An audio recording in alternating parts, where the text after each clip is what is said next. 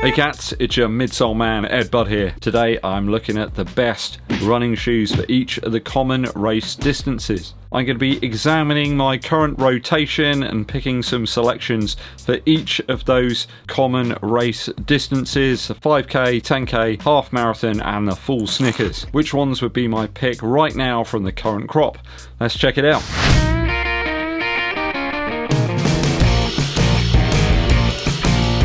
Thanks for joining me on the channel. If you're yet to do so, hit that subscribe button. Also give this video a thumbs up like and drop us a comment to help with that YouTube algorithm. Dankeschön.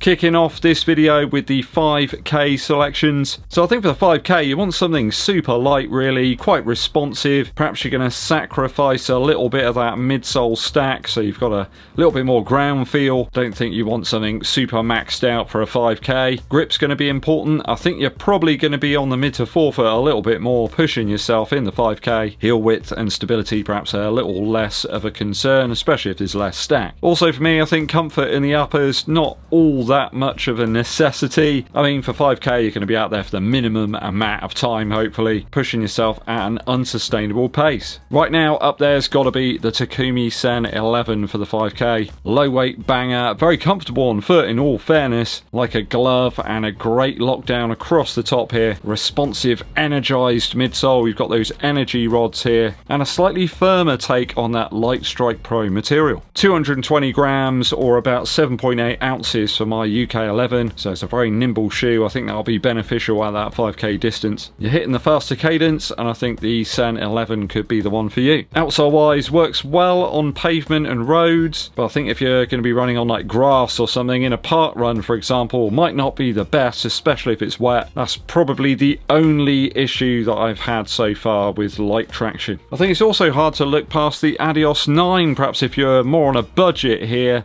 This one's quite a bit cheaper. I think it's around about 100 quid on discount right now. It's about 17 grams lighter, though it does lack the rigidity of the Takumi Sen 11. Perhaps if you want a little bit more flex and road feel than that shoe. Outsole wise, very similar here with the light traction and a little bit of Continental up front. It's kind of like a cut down, slightly lighter version of the Sen. If you want to save a few bucks, they're certainly under 100 quid right now. A lot of people have asked me to review the Streak Fly 2 from Nike. That's not a shoe that I've picked up yet. Maybe if I can get a reasonably good deal on one of those, I might try it out, but people seem to swear by that model for the 5k distance at least. I think you're going to have some pretty decent form though to get by with that shoe. There's almost like a negative drop there, though it does appear that it's got a glove-like upper on that one. So haven't got any first-hand experience in the Streak Fly 2. If you do think I should pick one up, please let me know down in the comments. Moving up to the 10k, I think that actually I would probably still go with the Sen 11. A nimble enough shoe, but I think we can start introducing a few of the other super shoes into the equation. One I found recently that really does seem to like it when you up the cadence is the Metaspeed Edge Tokyo. This shoe is a mega light on foot. This is the new age of super shoes. Asics have managed to drop everything below about 200 grams, even for my size. You still have that slightly baggy upper, but I'll let it off. It's hard to look past this one really for those shorter race distances when you want the stack, but it just really helps you to up the cadence, and this shoe laps that up as well with the midsole balance you have here.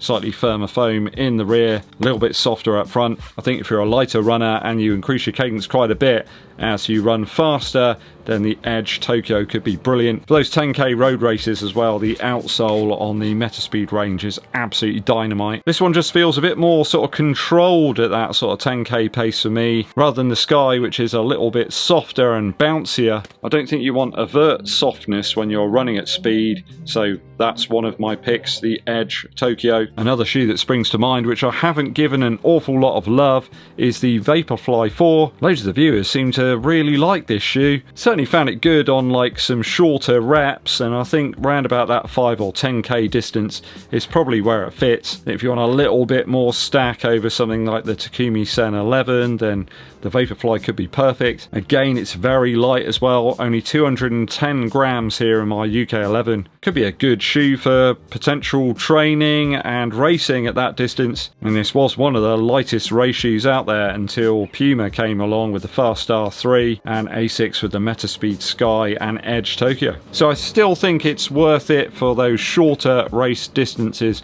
Just lacks a little bit of that cushion there if you're going up to the half or full marathon. I think for the half marathon or the full marathon, you're going to probably want a little bit more cushion, perhaps a softer midsole to help ease the impact, certainly towards the end of those longer distance races. More steps and you're going to be on your feet for a lot more time, so you want a little bit more there in the midsole.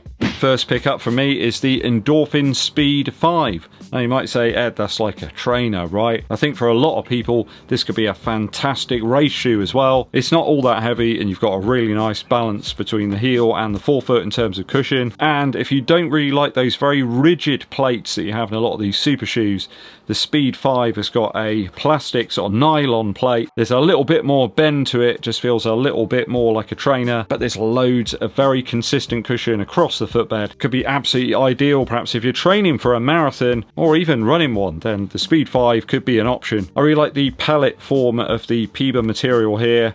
It's a bit more consistent, I suppose, than when you just have a big slab of the stuff. Nice light feel to this one, and I really feel like Saucony have got back on the right lines with the Endorphin Speed range. The V3 was too soft and the V4 was too controlling with that plate. This time they've got rid of one of the wings off the plate and it just feels a lot freer now, back to the fantastic original. So if you want a hint of stability in your half or full marathon training or racing, Speed 5 could be a good one. The responsive bounce of the Puma Fast R3 is my next pick for the half marathon distance. I mean, if you can find it, that is. I think if you can get away with a more minimal shoe on foot, then it could be ideal. I think for a lot of people though, this one might be a step too far. I mean, there's no bells and whistles here. The upper is literally stripped back to the bare essentials. It's carved out to the point that it's only present in the key areas. I mean, if you want stability, I'd potentially look elsewhere. This is very much a road or pavement racing shoe. Seems to really sing when I hit that half marathon pace in this one. Bit of a wild outlier for some, and I think you do need to get a few miles into the shoe to really figure out how to use it in the sort of most effective way. Just comes alive for me in that threshold type zone. A little bit too aggressive perhaps for marathon pace for me, but at half marathon or 10k pace it's a real winner. Though I say that, this shoe is very difficult to get hold of at the time of making this video, so I hope Puma get some more pairs of these out there. A slightly softer shoe now from Asics. This is the Metaspeed Sky Tokyo. I think this one is a great option for the half or full marathon. It's a little bit softer in nature in terms of the Fast R3. There's a greater amount of that ATPU flight foam leap material here underfoot. I just feel it makes it a more forgiving ride as the miles start to mount up. The toe box generosity as well in this model might help people on the marathon distance as your foot starts to swell up a bit, and the general forgiving nature of the shoe might help towards the latter stage of a marathon where your form begins to dissolve. Would suggest that this shoe isn't perhaps the most stable though out there. It is so soft in the heel that a few of you might struggle. If you're like mid to forefoot striking, then great, but it might not be the best if you are starting to struggle towards the end of those marathon races. For me, I think it probably fit a little bit better into that half marathon distance. But if you want an Asics shoe that's perhaps a bit better in terms of stability, then how about this one? I think if you want that stability and you want tons of cushion but without that rigid plate, why not the Super Blast 2 for a marathon? As a non-plated option, I think this is worth exploring. That Flight Foam Turbo Plus stuff in the midsole is incredible. It just keeps on going. I've heard that viewers have got like 400 or 500 miles out of these shoes, and it's the rubber in fact that starts to go before the midsole does. And that's not always the case with running shoes. Not everybody is going to want a plated shoe to run their marathon in. Yes, this might not be the lightest, but it delivers loads of cushion for a very minimal weight. Perhaps if you're on a budget as well and you don't want to buy like a trainer and a race shoe, you could get this and do all your long range training and racing in it. A bit of a 2-in-1. So don't discount it. If you don't want a plated shoe, then Super Blast 2 might be ideal. If you still want to stick with that sort of extra stack, then a bit of a stretch, I suppose, but why not even consider the Evo SL from Adidas? I mean, you basically got an Adios Pro 3 here, but without the energy rods. It's not going to break the bank, it's light enough, and there's tons of cushion. I think this is a good option, perhaps if you're running a half or full marathon. Why not, eh? On the other side of the spectrum, though, now, the Endorphin Elite 2. This is one of the softest shoes that I've tested out. The Incredi-Run Foam is the softest I've tried out. It's like a marshmallow, and I think if you were gonna just want to make it through that marathon distance, this one's gonna help you. I think towards the tail end of a marathon, it could really help out. Didn't find it all that unstable either. It's just very, very forgiving and a very breathable upper too. So possibly a good choice if you're running a marathon in some very warm conditions. So that'll be another great suggestion, but it is right up there in terms of the other end of the price spectrum. One of the most expensive super shoes out there. I ran the Manchester Marathon earlier this year in the ALPHAFLY 3, in fact this very pair. I found they've got a great fit, nice consistent sort of level of comfort and stability as well with that slightly wider heel. And when a shoe tuber buys 3 pairs of a shoe with his own money, you know there's something there, right? Very easy to dial in the lockdown. I remember just lacing the shoe up and it was perfect. Didn't have to mess around with it. And by the end of the marathon, I didn't have any issues at all in terms of my toes. I found these to be durable as well. As long as you look after them and treat them with some respect, if you're going to be trying to take your shoes off, you know, using the front of your other foot, then you're going to mash this foam up. Just be careful with it and it will last. I mean, don't expect like daily trainer durability here, but I think you can get a good couple of 100 miles out of them. They still feel great. I just found that they didn't compress too much or bottom out too early over the marathon distance. I found the Adidas Adios Pro 4 to be a great shoe out the box up to about 100 miles.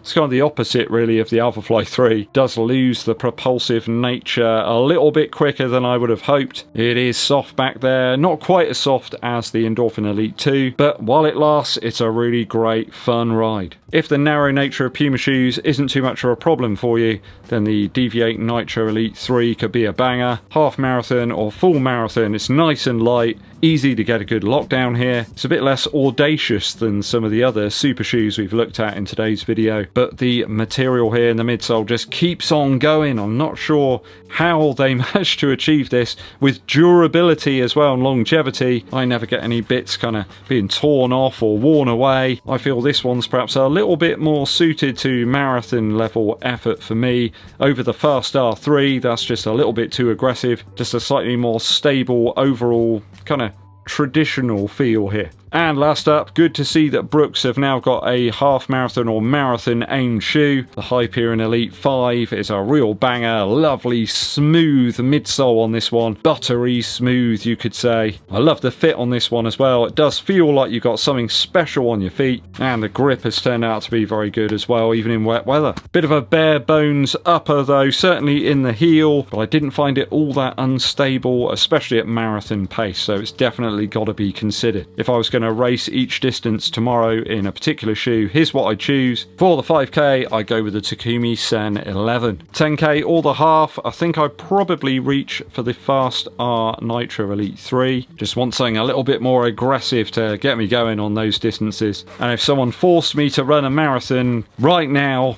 I'd pick the Endorphin Elite 2. It's just got the softness that a tired old bloke needs right now. Okay, that's my mammoth rundown complete for all the shoes that I would consider for various different common race distances. Let me know what you would pick right now down in the comments.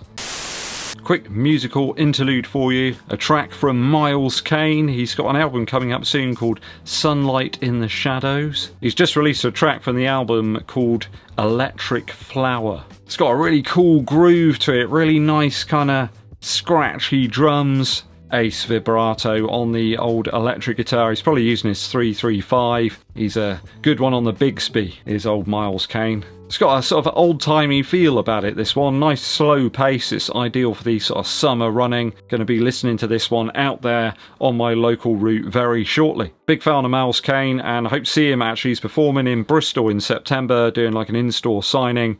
So I'm going to get down there for that. Seems like a really top bloke. Miles Kane with Electric Flower. Thanks for tuning in, people. Hope you enjoyed today's mammoth video. Hit that subscribe button and give this video a thumbs up like, and drop us a comment as well to help with that YouTube algorithm. My name's EDDBUD, and I'll be seeing you